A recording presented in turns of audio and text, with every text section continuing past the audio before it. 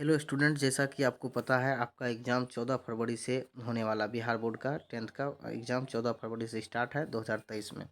तो कुछ हम इम्पोर्टेंट लेके आए हैं जो आपके साइंस से हैं, जो आपको देखना चाहिए और जो आपके परीक्षा के लिए बहुत इंपॉर्टेंट है। सबसे पहला क्वेश्चन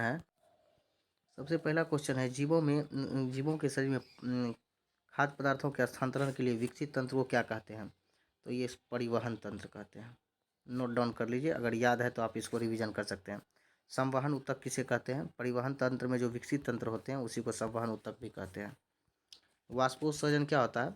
पौधे जो होता है वाष्प के रूप में अपना जो भी जल लेता है, उसके द्वारा जो भी चीज़ खाद्य पदार्थ बनाते हैं उसको शरीर के पौधे के सिर से लेकर ऊपर तक भागों तक पहुंचाते हैं उसी को। और जो उससे मल मूत्र बाहर निकलता है उसको बाहर मिट्टी में छोड़ देते हैं, उसी को वाष्पोत्सर्जन कहते हैं। स्थानांतरण क्या है?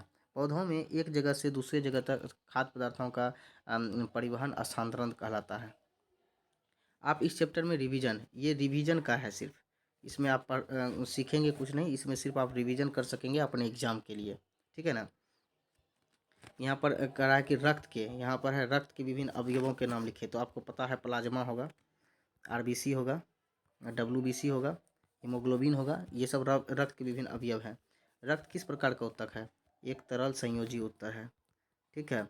लिक्विड कनेक्टेड टिश्यू है, इसी को कहते हैं लिक्विड कनेक्टेड टिश्यू। रक्त लाल क्यों दिखता है? तो इसमें जानते हैं आपको हीमोग्लोबिन नामक वर्णक पाया जाता है, हीमोग्लोबिन, इसके कारण ये लाल रक्त दिखता है। हृदयों के बायां अलिंद में स्थित छिद्र पर स्थित कपाट का नाम क्या है? तो द्विदली कपाट, ये याद रखेंगे, एग्जाम में बहुत बार पूछा गया क्वेश्चन है।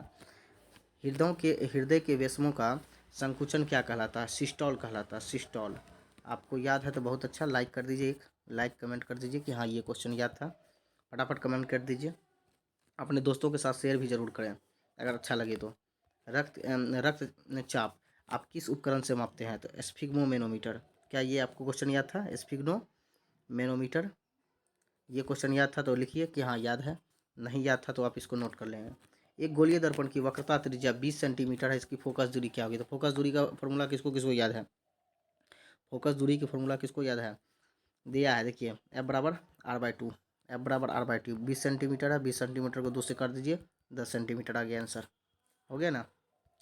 F = R/2, 20 था तो 2 से काट दिए तो 10 हो गया, अगर यहाँ 10 रहता 2 से काटते तो 5 आता, समझ गए ना। चलिए, यहाँ पर लेंस होगा, लेंस की क्षमता का SI मात्रक क्या होगा? बोलिए तो। डायप्टर, याद आया? डायप्टर होगा, या लिख लेंगे। चलिए नेक्स्ट क्वेश्चन देखते हैं।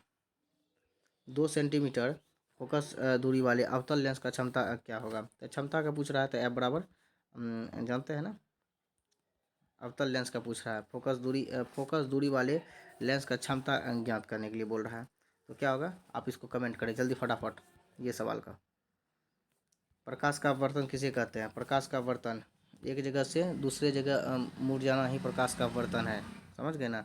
आप इसको अच्छे से देख लेंगे। गोलीय दर्पण के सूत्र क्या? Very important, VBI 1/F = 1/V+1/U, ये इसका फॉर्मूला आता है पूरा, आप इसको देख लेंगे। 1/F = 1/V+1/U।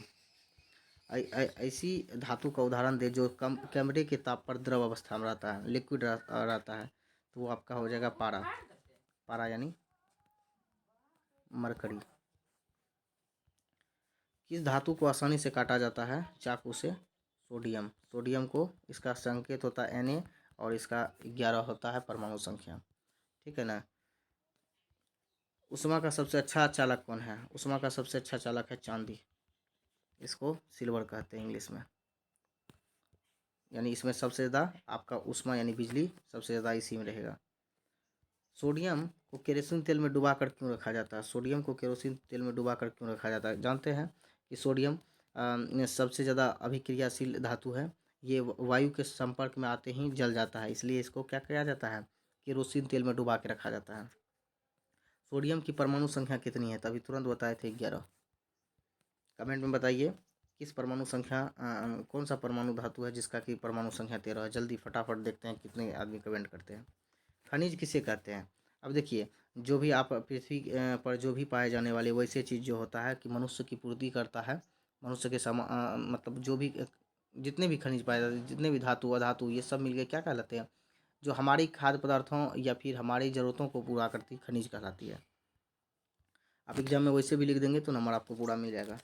लोहे को जंग से बचाने के लिए क्या किया जाता है? गैल्वेनाइज किया जाता है जिंक का, जिंक की परत लगाया जाता है, उस पर परत चढ़ाई जाती है, जिसके कारण लोहे पर जंग नहीं लगता है। धातुओं के ऑक्साइड अम्लीय होते हैं या क्षारीय होते हैं? तो धातुओं के ऑक्साइड हमेशा क्षारीय होते हैं, क्योंकि क्षारीय किसको कहते हैं? जिसका पीएच मान वैल्यू 7 से अधिक हो उसको क्षारीय कहते हैं, जिसका पीएच वैल्यू 7 से कम हो उसको अम्लीय कहते हैं। जो स्वाद में खट्टा हो अम्लीय, जो स्वाद में कड़वा हो वो क्षारीय कहलाता है। तो कमेंट करके बताइए 7 किसका पीएच वैल्यू होता है? 7 किसका? उदासीन विलयन का पीएच मान 7 होता है। और किसका किसका होता है? बेस्ट ऑफ लक आपके एग्जाम के लिए। कमेंट कीजिए, अगर अच्छा लगे तो अपने दोस्तों के साथ शेयर जरूर कीजिएगा। और ये साइंस का सीरीज कैसा लगा आप ज़रूर कमेंट में बताएं। मिलते हैं नेक्स्ट वीडियो में। जय हिंद।